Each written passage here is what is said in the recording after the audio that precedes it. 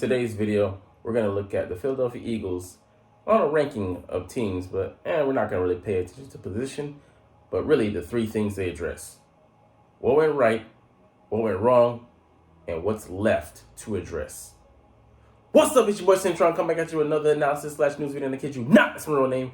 We're going to be on it today, ranking best, worst 2023 NFL offseasons, which teams improved. So let's skip right down to the nitty gritty and get to the Philadelphia Eagles.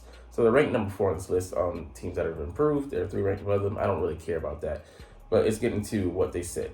What went right? So them signing Jalen Hurts to a mega deal. So he was making $1.5 million per season before this, and now he's making an average of $51 million with that 5-year extension, mega contract, $255 million, I believe. That $49.5 million increase over where what he was getting last year. And yeah, with that, like they're saying here, it's going to be some places that we cut back, and there's some positions that we value traditionally. We went out and sought those. Because we put a priority on them, and there were those that we kind of like, see as leftovers, whatever's remaining, or if we can, but they're put down low on the totem pole of priority. So the running back position, we let Miles Sanders go, and for the price of 1 running back, we got 4. So we brought in DeAndre Swift via trade, 7th round pick, and 2025 4th round pick. Brought in Rashard Penny. Brought in, we brought back, what's his name? Boston Scott. Re-signed him on a 1-year deal.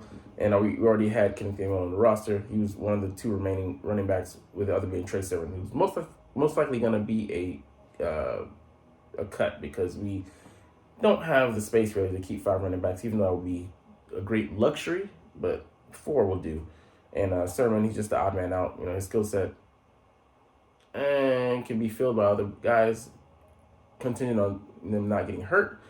But also, he likes to get east and west more than north and south, so that kind of really throws everything into disarray. We lost our starting linebackers and our starting set of safeties. So both T.J. Edwards went to the Chicago Bears. Kazir White went to Arizona following Gannon.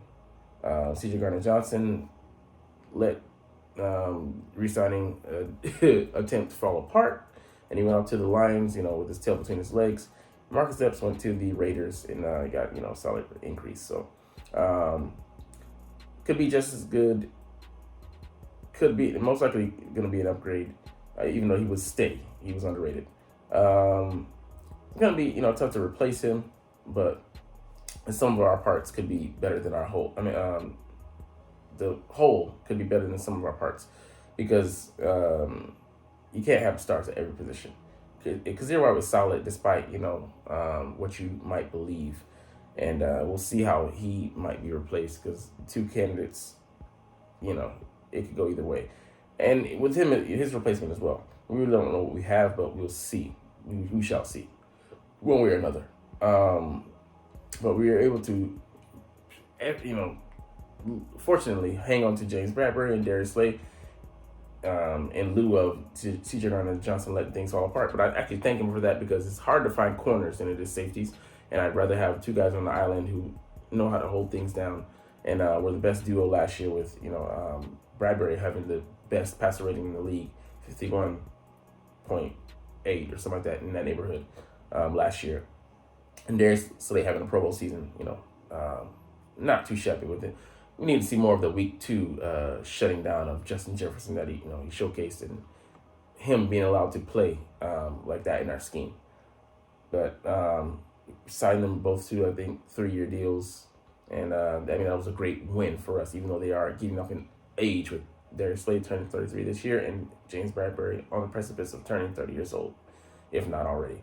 But yeah, we lost Javon Hargrave. Robert Quinn wasn't really a loss, but what we lost in him, we gained in some rookies coming in that might be able to help us to replace some of that production. So we're not expecting the guys to come in and get 11 sacks and be a pass rushing presence, but Jalen Carter has potential to exceed Javon Hargrave and being a better all-around player, and not just strictly a pass rusher and sometimes solid run presence. But he's bigger, and he plays the run tough. Actually, his pass rush might not be what Javon Hargraves is ever, but I'll take that. I'll take more of a solid run defender than a pass rusher because you can get that from the outside and put guys on the inside. But yeah, we brought back Fletcher Cox and Brandon Graham, which was a good win, just from the standpoint of leadership. But these guys still have something to present. With Fletcher not being counted on to play the majority of the snaps, he can be effective. And Brandon Graham, he's showed that he's still fighting off Father Time.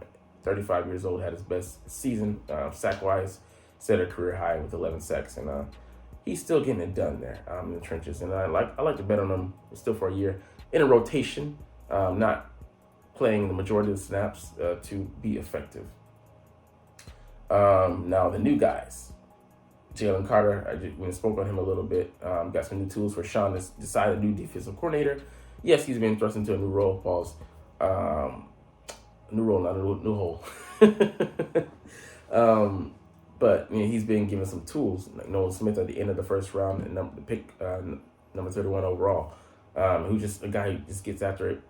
In OTAs, was on first team, second team, third team, taking all or majority of the snaps, looking tireless out there. But bringing a type of Gumby energy, similar juice to Brandon Graham, even self-admitted. So that's great to see, and he challenging people like Dallas Goedert, running downfield, getting in these guys' faces, not being intimidated, and not being grandstanding either, but showing that he's not afraid to step up to the plate, and he's gonna be a leader for us somewhere down the line. But yeah, we had failures at the position. We didn't draft Justin Jefferson, and we drafted Jalen Reagor instead of him. So those gaffes, but it's easier to erase that from our memories now with having A.J. Brown, swung the draft day trade for him for the first and the third round pick, as well as being put in position to draft Devonta Smith, 10th overall, jumping in, making a deal with Cowboys, and drafting him, and then other people are going to be looking at him as well. So we're finally right at the receiver position, having a 1A and a 1B. And that dynamic duo hopefully be in place for the next several years. What went wrong? Obviously, with an exodus of starters and some star players, we're gonna have guys that come and replace them. They're not gonna be exactly up to the task to doing that, wholly. But like I said, the sum of the parts hopefully equals a whole, and we can lean on the offense hopefully to give us leads in games and to be steady, be that consistent hand while the defense is finding its identity, getting their feet wet, communicating in a new defense, figuring out the verbiage, learning how to react and not just read and play instinctively while learning on the go. These are things that you're gonna have to adjust to, but hey, that's what a season is for. You hopefully round into shape somewhere along the November, December, maybe October. You're starting to get that edge to yourself and get your bearings, and hopefully that they'll have played catch up by that point and won't be lagging too far behind our offense. So, but hopefully they can set us up for success and carry the load if need be, because we don't know, they could gel. He can make it, simplify the defense, and we don't know what we're gonna get from Desai. Just looked at our article, 5 takeaways, but it's just really a bag of mystification. We don't know what the guy's going to do. We can guess from his time in Chicago as well as his time with the Seahawks, but we really don't know. And that creates anticipation and excitement, but also some nervousness and anxiety for some people, as well as mistrust and a wait and see philosophy. But Nakobe Dean, he didn't take that many snaps last year, 34 on defense, and it's just a lot of projection with him right now. He does have the green dot. He is going to be receiving the calls and relaying them to the defense, getting guys lined up and such, which shows his intelligence. And he goes back to his time at Georgia, being a captain on the defense and being a leader, being behind those two defensive tackles, Jordan Davis and Jalen Carter, and flowing to the football, making plays. But can he do the same as a second-year guy here? And he redshirted pretty much last year, but How effective will he be? And he's going to make his share of mistakes, but how does he bounce back, and how does he try and lead those guys in? We have plenty of leadership on this team, but with the exodus, like I said, of some of that leadership, a vacuum is created, and who's going to fill it, and who's going to step up. So we'll see how he does with another new guy next to him, Nicholas Morrow. He allowed a passer rating north of 100 in coverage last year. He was the best guy they had last year. So I don't feel that he's gonna have to shoulder that burden, upon himself last year, be the star player. He might actually, no, he's less talented than a lot of guys around him, but he's still an outstanding player in the 7th year. And that being said, he's going to acclimate to those guys, and he's not going to have to, farm the next man's land. He can just play his position and play his territory, and like to see how he's going to respond. If he's even on the field as a starter, because Christian Ellis has had a great showing in OTA so far. He looks night and day different from last year, where he got cut in 2022 preseason. But he's picking out Jalen Hurts, and then he's picking out Mariota, returning them for 6 points, because it's the offseason.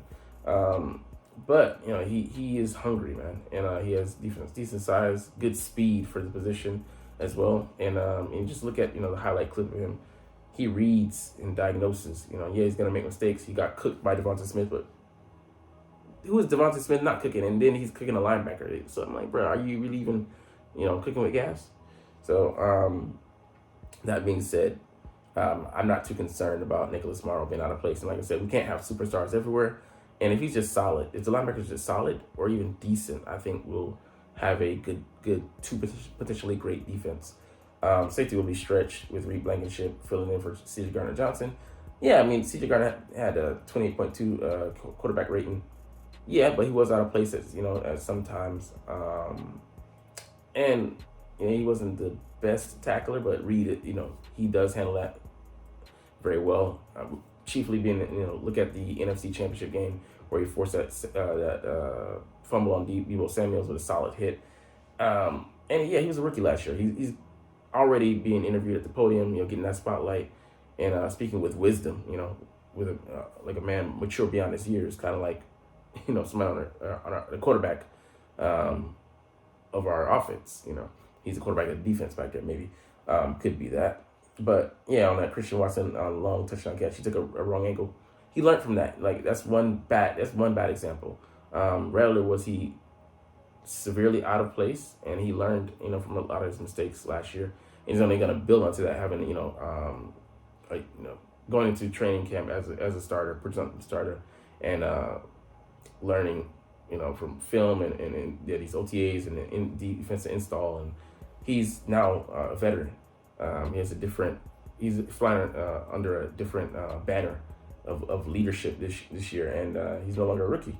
So the guy has tremendous study habits, and he's a guy who puts in the work and the time and effort. So not saying he's exactly like Jalen Hurts, but I trust that he's going to make some sort of jump, and I'm looking forward to that. And he didn't look too bad. He acquitted himself pretty nicely in place of C.J. Gardner-Johnson. So this is a big caveat for me. He was trusted to come onto the field in place of C.J. Gardner-Johnson and have him drop into the nickel.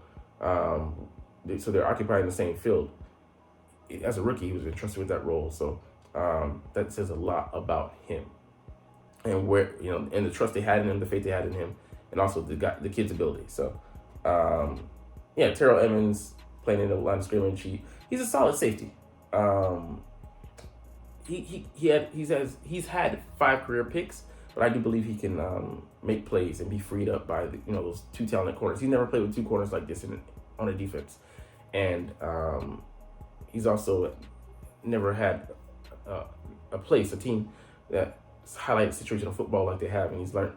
He's like Nicholas Morrow said, he's learned more within 6 weeks with the team than he had in like his previous 6 years, which also tells you a lot about the Raiders and the Bears.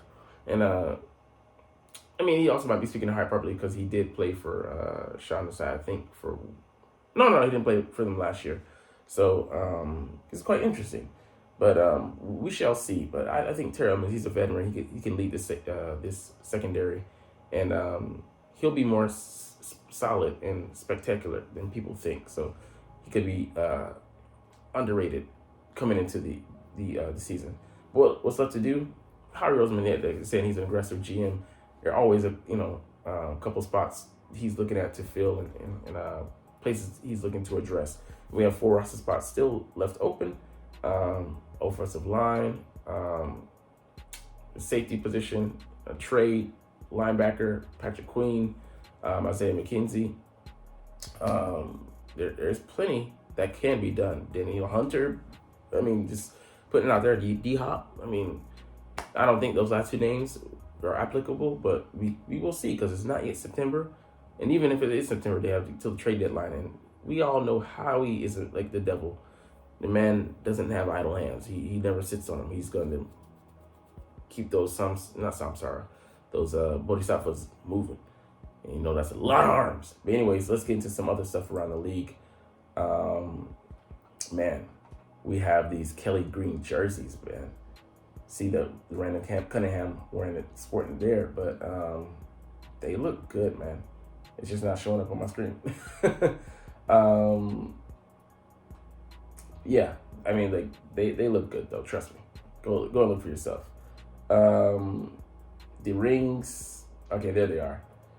Man, that looks good, man. That number 1. That makes me want to go out and buy a jersey. I might actually go and cop that because that looks hella good. The NFC Championship rings, Kevon Wallace.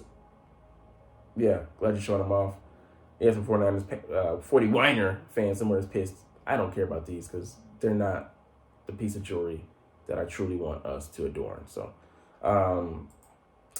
more news around the league. Man, training camp this year, I know it's going to be thick. It's going to be awesome, boss.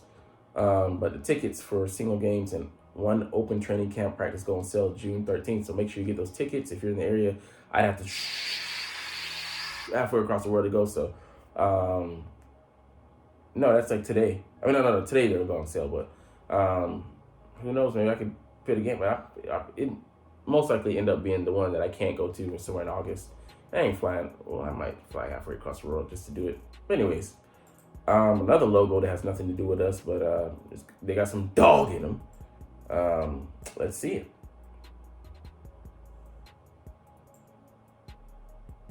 All right, we'll have to wait for it to load, but I did like these new Cleveland Brown dog logos. He looks fierce, man. I love the no eyes. It just pervades, parlays the intensity over.